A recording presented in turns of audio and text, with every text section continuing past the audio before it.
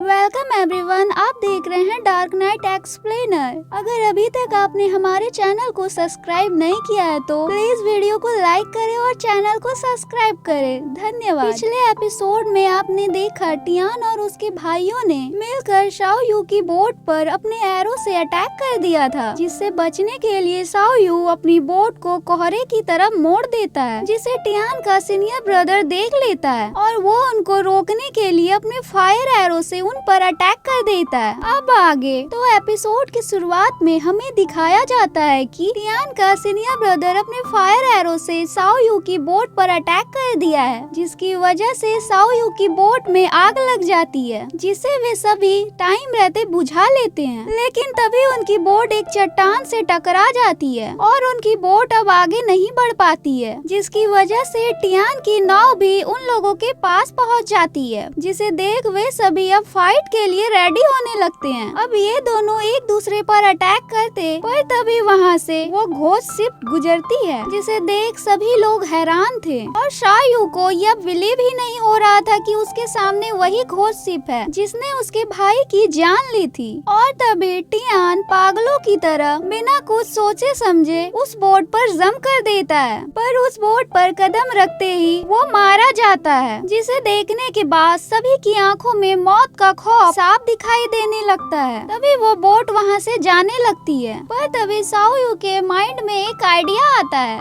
और वो उस घोस्ट शिप को एक जंजीर से पकड़ लेता है, जिसकी वजह से वो बटरफ्लाई अब शाओ यू की बोट पर अटैक करने लगती है। लेकिन शाओ यू उस बोट को नहीं छोड़ता है और यूनफई और बाकी सभी मिलकर उन बटरफ्लाई को किल करने लगे, जिसकी वजह से वो बटरफ्लाई अब वापस उसी घोस्ट शिप पर चली जाती है और उन लोगों की बोट भी उस चट्टान से बाहर निकल जाती है। अब सीन गवर्नर और मास्टर रैन पर शिफ्ट होता है, जो एम्परर के पास इन्वेस्टिगेशन रिपोर्ट के बारे में बताने के लिए आए हुए थे। मास्टर रैन एम्परर को बताते हैं कि फिलहाल में मिन डायनेस्टी में जिन लोगों की डेथ हुई है उन सब के पीछे उस घोस्ट शिप का नहीं बल्कि किसी और की साजिश है, जो घोस्ट शिप के नाम को यूज करके ब्लैक पाउडर की स्मगलिंग कर रहा है। तभी सीन वापस से शाओ यू पर शिफ्ट होता है, जो उस घोस्ट शिप का पीछा करते करते एक अलग ही जगह पर पहुंच गया था, जहां पर कोहरे का रंग भी बदल गया था और उसी कोहरे में वो घोस्ट शिप भी ओझल हो जाती है और वे सभी भी इसी कोहरे में अपना रास्ता भूल जाते हैं। किसी को कुछ समझ में नहीं आ रहा था कि अब करे तो क्या करें। तभी यूनफई उन सभी से कहता है, कहीं हम लोग समुद्र कब्रिस्तान में तो नहीं आ गए? हमारे एंसेस्टर कहा करते थे, जो भी अभी तक उस समुद्र कब्रिस्तान में गया है वो कभी भी वापस लौट कर नहीं आया है। ये सुनकर अब सभी लोग परेशान होने लगते हैं और अब हमें ब्लू गर्ल को दिखाया जाता है, जो उन दोनों भाइयों को सॉरी कह रही थी, क्योंकि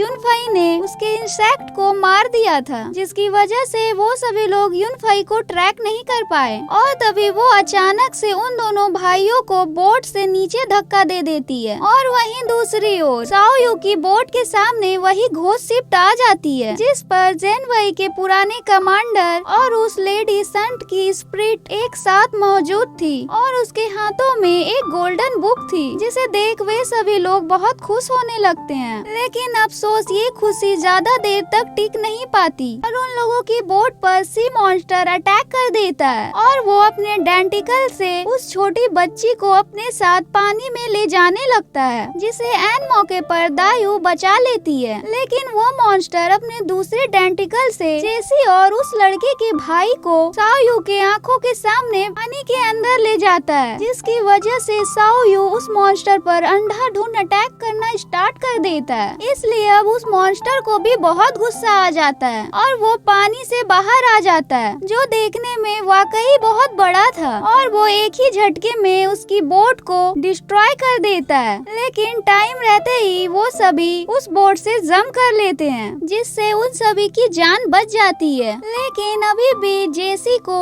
उस मॉन्स्टर ने पकड़ रखा था, जिसे बचाने के लिए दायू उस मॉन्स्टर पर अटैक कर देती है। लेकिन वो मॉन्स्टर उसे भी अपने डेंटिकल से पकड़ लेता है और इससे पहले कि वो मॉन्स्टर मॉन्स्टर इन दोनों बहनों को मार देता, तभी वहाँ पर एक स्ट्रॉन्ग स्वॉर्ड मास्टर पहुँच जाती है, जो अपने एक ही स्लैश में उस मॉन्स्टर को किल कर देती है, जिससे उन सभी की जान बच जाती है। अब सीन अगले दिन एक आइलैंड पर शिफ्ट होता है, जहाँ साओ यू अभी तक बेहोश पड़ा हुआ था और वो लड़का उसे जगाने की कोशिश कर रहा था, लेकिन वो तो जगने का नाम ही नहीं ले रहा था। इसलिए वो लड़का साओ यू के पास अपनी पकाई हुई फिश लेकर जाता है, जिसकी खुशबू से साओ यू तुरंत ही जग जाता है। लेकिन वो फिश ठीक से पकी हुई नहीं थी, इसलिए वो उसको छोड़ युनफई के पास जाने लगता है। और जब वो उसके पास पहुंचता है तो वो देखता है कि युनफई जेसी का इलाज कर रहा है, जिसका वो कुछ और ही मतलब निकाल लेता है और छिपकर इन दोनों को देखने लगता है। लेकिन तभी उसके पास दायु पहुंच जाती है और वो साओ से कहती है, तुम यहाँ पर क्या कर रहे हो? जिसके रिप्लाई में वो कहता है, कुछ नहीं। और फिर युनफई के पास जाकर उसको चिढ़ाते हुए कहता है, युनफई तुम अकेले अकेले जेसी के पास क्या कर रहे थे? बताओ बताओ। लेकिन हमेशा की तरह युनफई उसकी बातों को इग्नोर कर देता है। अब वे सभी कल हुए हादसे के बारे में बात करते हैं और वे सभी उस स्वॉर्ड मास्टर को थैंक्स बोलने के लिए निकल जाते हैं। अब सीन उस लेडी पर शिफ्ट होता है, जिसके पास युनफई और उसके साथी पहुंचते ही अपना इंट्रोडक्शन देने लगते हैं और कल की हेल्प के लिए उन्हें थैंक्स कहते हैं। तभी वो लेडी उन सभी को बताती है कि तुम सभी लोग जिसके लिए यहाँ तक आए हो वो जरूर पूरा होगा। उस घोष शिप का रहस्य जरूर लोगों के सामने आएगा, साथ ही वो भविष्यवाणी भी जरूर पूरी होगी। और ये सब बातें तो हमारे साओ यू के सिर के बाहर निकल रही होती है। इसलिए इन सभी बातों का मतलब उस लेडी से साओ यू पूछता है कि पर वो वहाँ से गायब हो जाती है। और फिर युनफई उन दोनों सिस्टर से कहता है, अगर हमें इस आइलैंड पर वो खजाना मिल गया तो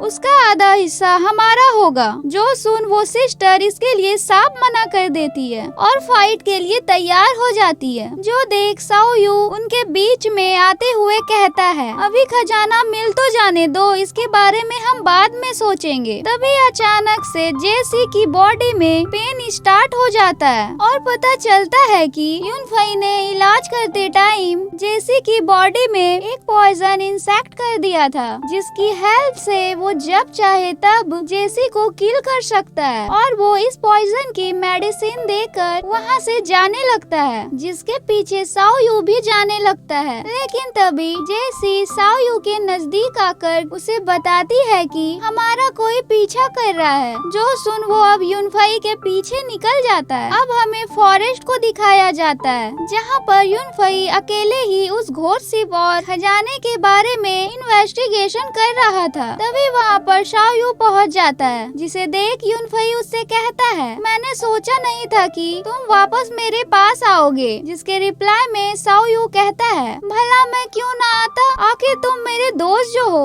और घूमते घूमते साओ यू युनफई से कहता है, क्या टाइम आ गया, हम सिटी से निकले थे उस घोष शिप की मर्डर मिस्ट्री सॉल्व करने को और अब इस खजाने की मिस्ट्री सुलझा रहे हैं। और बातों ही बातों में वो चट्टान से नीचे गिर जाता है और पता चलता है कि उस चट्टान के नीचे एक और रास्ता है, जो कि पुराने पेड़ों से भरा हुआ है और वहाँ कौन सा पेड़ कब टूट जाए किसी को पता नहीं, जो इस रास्ते को बहुत ही खतरनाक बना देता है। लेकिन ये दोनों यहाँ पर हार नहीं मानते और साओ यू तय करता है कि पहले जाकर ये चेक करेगा कि कौन सा पेड़ स्ट्रॉन्ग है और कौन सा नहीं, और फिर युनफई उस पेड़ पर जम करके आगे बढ़ेगा। और इसी तरह ये दोनों आगे बढ़ने लगते हैं, जिसके साथ हमारा ये एपिसोड एंड होता है। अगर वीडियो पसंद आई हो तो प्लीज वीडियो को लाइक करें और चैनल को सब्सक्राइब करें। Thank you.